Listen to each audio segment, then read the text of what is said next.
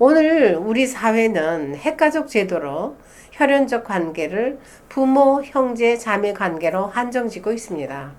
그러나 크게 보면은 조부모를 중심한 확대 가족 관계로서 친족 또는 종족, 국가, 세계까지 확대해서 인류는 하나의 그런 혈연 관계로 이해할 수 있습니다. 현대사회는 지구촌 가족으로 일일 생활권 내에서 인류 전체가 SNS를 통해서 또는 인터넷 정보망을 통해서 서로 정보를 교환하면서 경제 영역, 문화, 정치, 교육 모든 문제가 하나로 연결된 그런 사회 공동체를 형성해 나가고 있습니다. 이런 세계적인 추세는 시간이 흐를수록 그 관계가 좁혀지게 되어 있으며 문화와 역사가 하나의 흐름으로 진행되고 있습니다.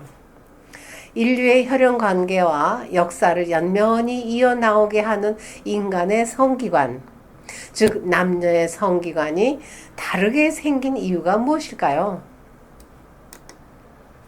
그것은 인류 전체의 연체 관계를 형성하는 목적으로 설계되어 있는 것입니다.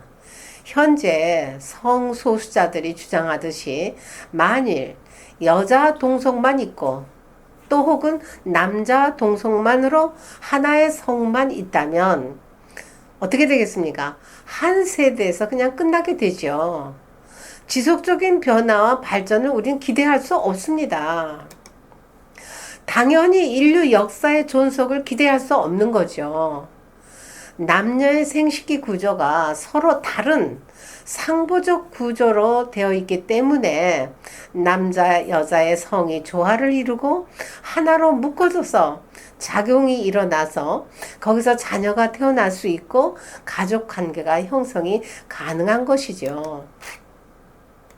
그래서 가정이 확대돼서 친족이 되고 종족이 되고 민족, 국가, 세계, 인류의 연체 관계가 형성될 수 있는 것입니다. 그런 연체 관계 터전 위에서 인류는 서로 공생하고 공용하고 공유하는 그런 관계를 유지하면서 발전할 수 있는 것이 평화의 세계가 아니겠습니까?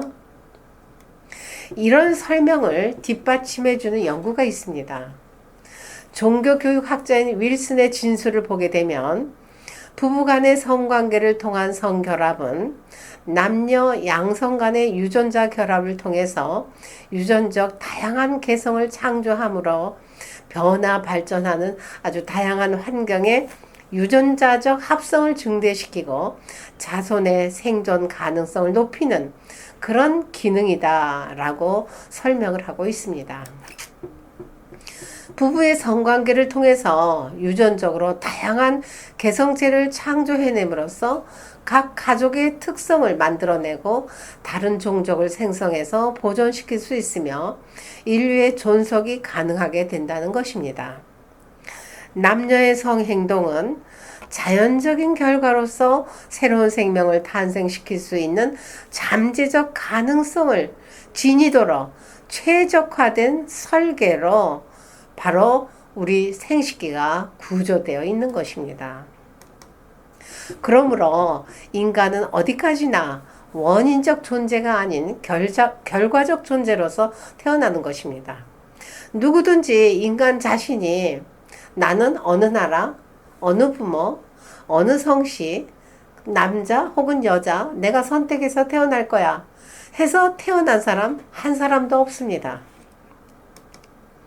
태어나고 보니까 김씨요, 이씨요, 박씨요 그런 후손이 되었고 태어나고 보니까 한국 사람의 국적을 가졌고 남자, 여자로 태어났습니다. 누구나 인간은 부모의 정자, 난자를 통해서 어머니 자궁간에서 약 280일간 어머니로부터 영양을 공급받아서 신체적으로 또는 정서적으로 또는 유전적으로 모든 것을 부모로부터 이어받게 되어서 태어납니다. 인간은 동물과 다르게 장기간 부모에게 의존되어져서 길러져야 됩니다. 동물은 태어나서 며칠만 있으면 스스로 독립할 수 있게끔 그렇게 설계돼 있어요. 근데 인간은 달라요. 장기간 적어도 3년, 2, 3년까지는 어머니나 부모가 돌봐주지 않으면 먹여주고 입혀주고 똥오줌 가려주고 혼자 밥 떠먹을 수 있도록 또 혼자 대소변을 가릴 수 있도록 그렇게 의존되어서 길러집니다.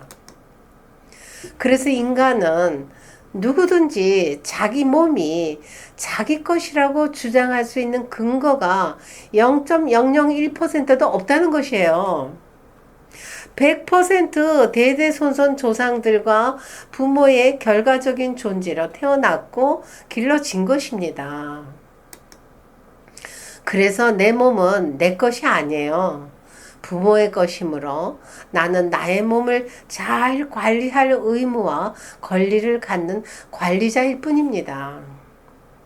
그렇기 때문에 자녀로서 부모 허락 없이 내 몸을 함부로 굴러서는 안 된다는 거예요.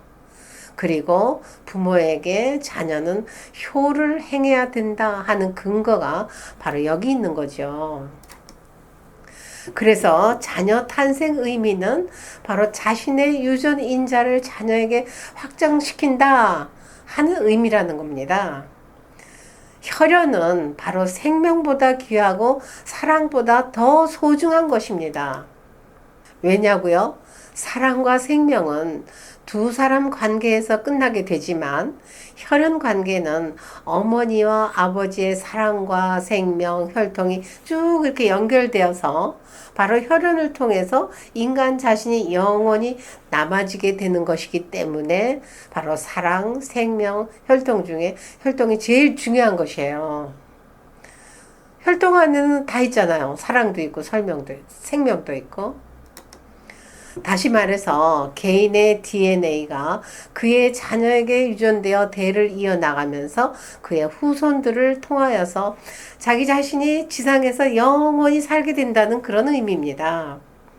그래서 혈통은 강줄기와 마찬가지예요. 점점 흘러가면서 대양을 이루듯이 혈통은 종족인 것으로서 대를 이어 영원히 DNA를 이어받아 상속받게 되어 있습니다. 조상보다 후손이 더 훌륭해야 그 혈통이, 그 가문이 영원히 번창해서 뻗어나갈 수 있기 때문에 부부간에는 그런 귀한 자녀를 탄생시키기 위해서 사랑의 급을 높여야 됩니다. 그래서 그 사랑의 급이 높은 부부관계에 좋은 후손이 탄생되는 것이죠. 그래서 인간의 가장 위대한 창조 과업은 바로 좋은 후손을 탄생시키는 것입니다.